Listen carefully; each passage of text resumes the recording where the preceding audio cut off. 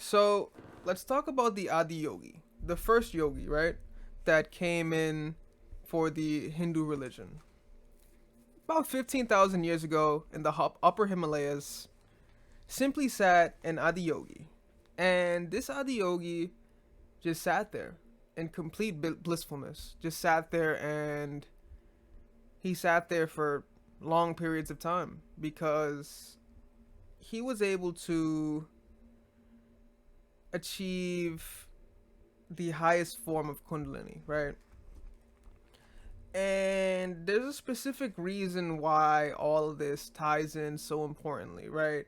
Now, yoga is the experience of allowing spirituality in, right? It is the embodiment of spirituality. That's what yoga is. And the National Day of Yoga is important because it's June 21st. Now, I say this is important because this leads us back into the number 9. If we add 6, 2, and the 1, we get back to the 9. And I keep getting back to this because this is so important because the numerology is so deeply intertwined with social engineering as well as our own inhibitions as well. It's so intertwined with everything from the solar system to the human life to pregnancy to everything. The number 9 as well as numerology is definitely a starting point. Now, what the Adi Yogi did for the other yogis, Adi means first of the yogis, right? So the first Adi Yogi, what he truly gave to the other Adi Yogis that traveled to the other continents and spread the spirituality, right? Was he gave them the thought process and the method in which you can transcend beyond this civilization, transcending beyond the metaphysical realm, transcending beyond what light can see, what light apparatus can see.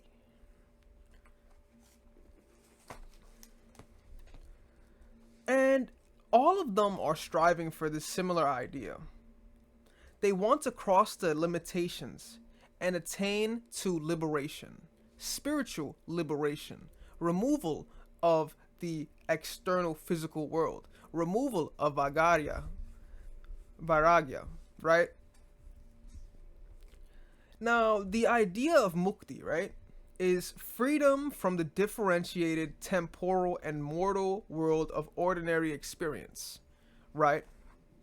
Now, what does this mean, the idea of mukti, right? This idea of mukti really is this concept that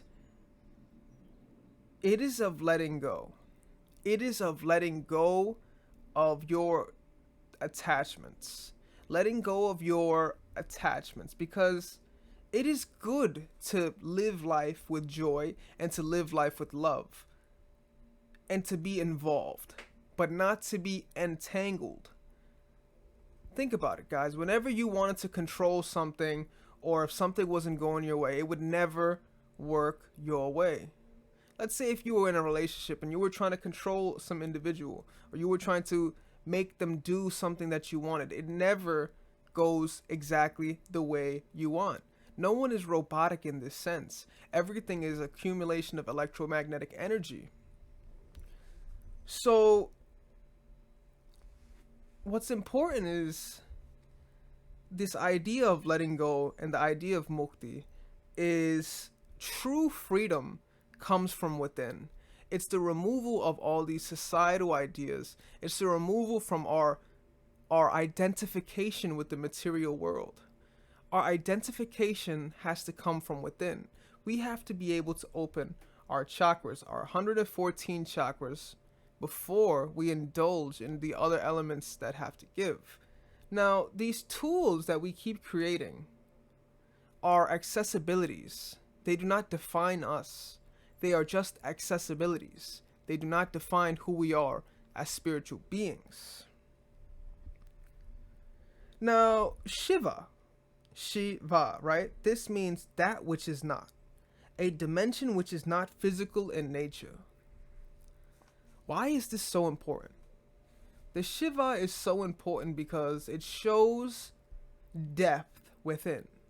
Now, if we only say we are only to perceive metaphysical things, we ought to say that we can't see some of the most important things. And we can't mix other ideologies. Hydrogen and oxygen, well, oxygen, right?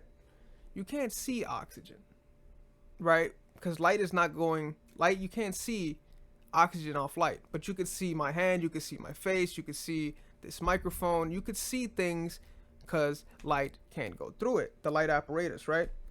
Now, why is this so important, right? Just because we cannot see in the physical world, does that mean does not matter? Does that mean oxygen is not important for our survival?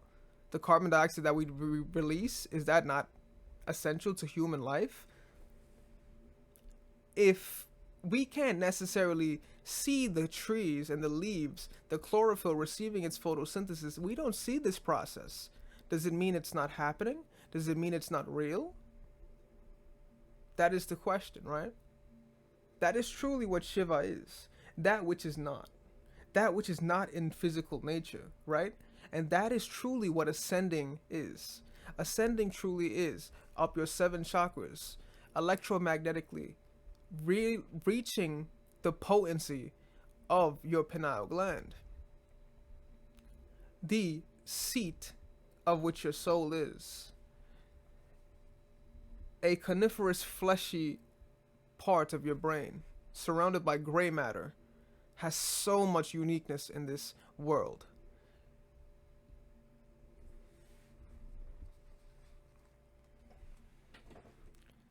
Senses are geared for our survival process, so we only have to see what is essential for our survival.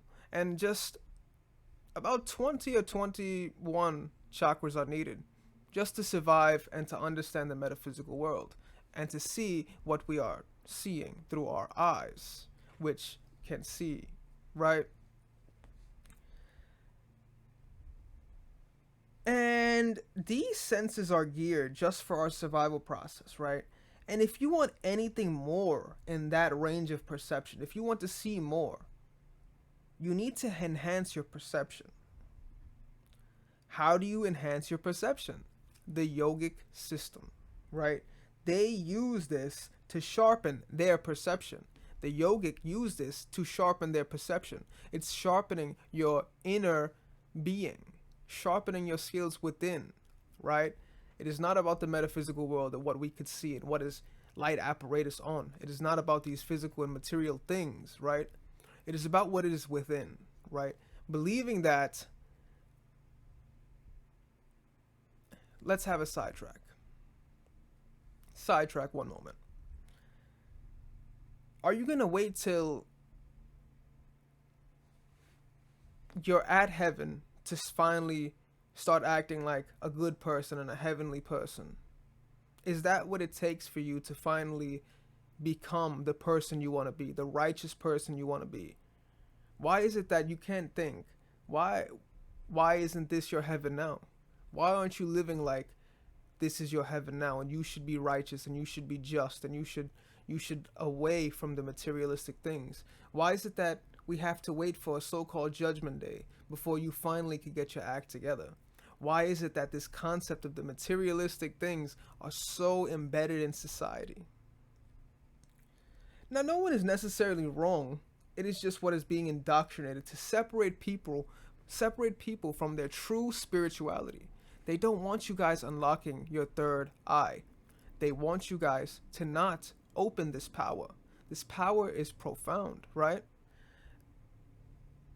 You must live as if you are the judge of your actions, which you are most definitely the judge of your actions, right? So don't burden yourself too hard, guys. That is the burden of being so intelligent. We are the most evolved creature, right? We are the most smartest being, right? Out of all the other animals of the mammals, right? We are the most profound. We are the apex considered, right? But don't let that get too far, because we, even though that is the titles, we are not the creators. We are just here. We are not the creators. We could still take those tags, but do not take the creator tag. Save that for the man above. Save that for the higher power. Whatever it may be. Namaste. Save that for the higher power. What I am trying to get at is intelligence becomes an impotent when you use it against yourself. And society is socially engineering you to use it against yourself. Now, when you become a materialistic person, you just start to compare everything. Everything will be a comparison. Well, it's not this. And well, it's not that. And well, it wouldn't be this. And it would never be that. That would be the constant comparison. Now, when you are not looking for joy, if you are not filled with joy, the joy you could give, the joy you get from just doing simplistic tasks, you would look for constant pleasure. Pleasure would look in ways of destructive ways of pleasure, whether this be lust, whether this be something as quickly satisfying, something that's instant gratification is the correct terminology for this, right? You want to stray away from this because this is what they want you to go for, instant gratification. So what?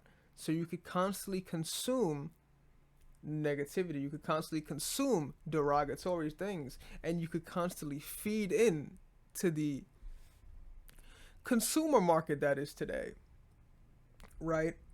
Now, if everyone was so full of joy already, full of happiness and filled and endowed already, there would be no need for the materialistic goods. There would be no need for people to go out and say, yeah, I need to go buy this brand new car just to have it. Oh, I need to go buy this brand new pair of shoes just because I need to have it. Oh, I need this new phone because it is the most. Social engineering is showing us this, right?